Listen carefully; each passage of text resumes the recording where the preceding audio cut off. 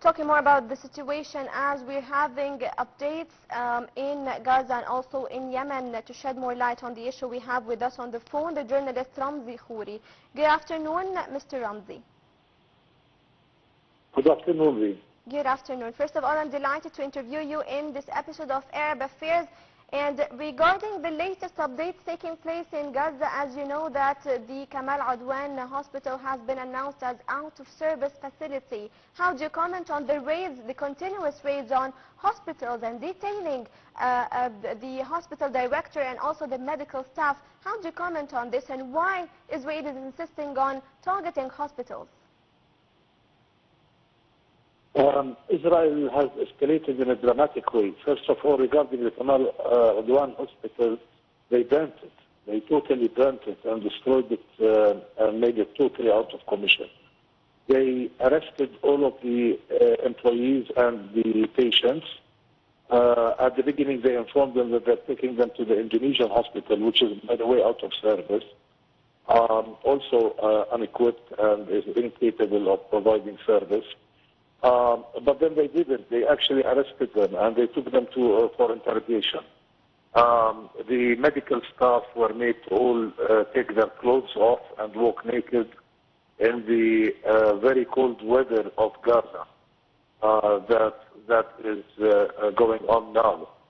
Meanwhile, while they are doing that, what Israel has been doing is blowing up all of the houses and the residential areas in the north of Gaza. And this can only mean one thing, Reem, which is Israel wants to make sure that the north of Gaza is uninhabitable. So if there is an agreement, or they do reach an agreement in which the Palestinians will be allowed to go back to their homes, there will be no homes to go back to. Yes. There will be no hospitals to provide service. There will be absolutely no means for life in that area. And this is what Israel is doing. It is fascinating that they are trying to humiliate the population as much as possible. This business of making them take their clothes off, taking them to interrogation, and they are all civilians, interrogate them about what? The hunger and the starvation, the lack of medical facilities. What are you going to interrogate these casualties? Because all of the living people in the north of Gaza right now are all casualties. That's who they are. They are suffering on every front. So you basically mean, Mr. Ramzy, that Israel is making it harder to rebuild Gaza?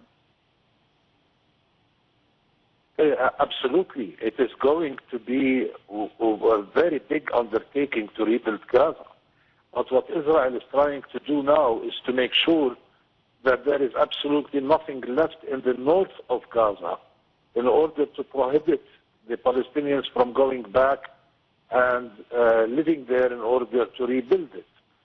You have to be based in the north of Gaza if you want to rebuild it. And what they want to do is to make sure that it's impossible for the Palestinians to be able to do that. Yes, of course. And when I talk about Gaza and I talk about the Arab region in general, I also have to have a main look on Yemen as well, as there are latest updates there. We can see military responses going back and forth between Yemen and Israel. How did you follow the situation and what are your takeaways about it? Well, actually, Yemen has been firing rockets at Israel almost on a daily basis for a long time, by the way. Mm-hmm. The only thing that has happened is that before the American army was gunning them down before they reached Israel. And what has happened now is that the stock of the rockets that the U.S. military uses in order to take down these Yemeni Houthi rockets, the stock is very low. So the Americans have cut down the usage of these interceptory rockets. And therefore, Israel now has to take them down. And Israel is having a very big problem trying to take them down because these are sophisticated some of these rockets are very sophisticated, they're high-tech, and they have ability to reach and create major damage, as Israel found out. So what the Israelis and the U.S. and the British military have been doing is also bombarding Yemen. So they are attacking Yemen in order to try to lower the ability of the Yemenis to fire these rockets at Israel. And even the World Health Organization, the head of the World Health Organization has said that he was not sure he was going to survive the latest airstrike on Yemen's main airport, which was carried out by Israel. How do you comment on his statement? Absolutely. They attacked the airport, and there was a United Nations World Food Program airplane on the tarmac, which was hit, and UN officers were injured. So attacking a civilian airport that has been used by the United Nations is in itself a war crime. But Israel doesn't seem to care about committing war crimes anymore. Israel is committing war crime at leisure because they feel the impunity. They feel that they are above the law. Nobody is going to be able to harm them or make them pay a price for breaking international law. They have the full support of the United States, and which is defending them on every front, whether it may be political or legal. And so Israel is getting away with murder, and Israel is doing it, and they're continuing to do it in a very blunt manner, in a public way. They are not trying to hide their crimes. Yes. And this is a very big problem for international law, of course, because if this whole system of international law collapses, then everybody is going to lose. It's not just the Palestinians or those who are being attacked by Israel, like what's going on in Syria.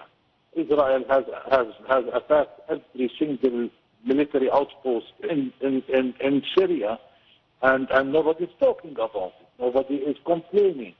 Yes. Israel occupied a major chunk of Syria, and nobody is complaining. Yes. And we know when Israel occupies land, it's very difficult to get Israel out of the occupied land. Yes, and Mr. Ramzy, regarding the fights between Yemen and Israel, many experts have stated that Israel does not reveal their real losses in numbers regarding the targets that are done by Yemen into Israel, and the latest one was on Tel Aviv. How do you comment on this psychological war and Israel, as many experts have stated that they do not reveal their losses in numbers? Well, since the beginning, even when Hezbollah were firing rockets at Israel, the rockets that land on military targets, and it's always been military targets that Hezbollah tried to attack, same thing with the Yemenis, the Houthis. They don't want to attack any civilian targets so that they don't break international law. But if the attack is on military targets, then Israel doesn't tell us what happens with these military targets.